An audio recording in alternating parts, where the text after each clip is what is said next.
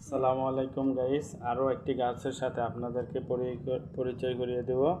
আজকের গাছটির নাম হাতিসুর গাছ। বৈজ্ঞানিক নাম ক্লেরোডেনড্রাম ইন্ডিকাম। একটি ভেষজ গুল্ম জাতীয় উদ্ভিদ। এটি ল্যামিয়াসি পরিবারভুক্ত। বাংলাদেশ, ভারত ও দক্ষিণ এশিয়ার বিভিন্ন অঞ্চলে এটি সাধারণত দেখা যায়। এটি একটি ঝোপালো ভেষজ গাছ, সাধারণত 1 থেকে 3 মিটার পর্যন্ত উঁচু হয়ে থাকে। পাতা লম্বাটা সরু এবং সবুজ।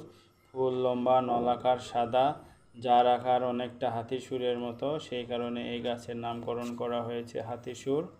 ফুল গুচ্ছাকারে ফোটে এবং দেখতে আকর্ষণীয়, এবং এই ফুলে কোনো বৃদ্ধি না থাকার কারণে এই ফুলকে অসম্পূর্ণ ফুল বলা হয়। ফল ছোট, গোলাকার ও কালচে রঙের হয়।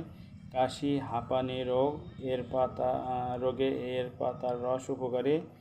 জ্বর, সর্দি জনিত শ্বাসকষ্ট এ গাছের ব্যবহার প্রচলিত আছে। পাচন শক্তি বাড়াতে পাতার রস ও ক্লাত খাওয়া হয়।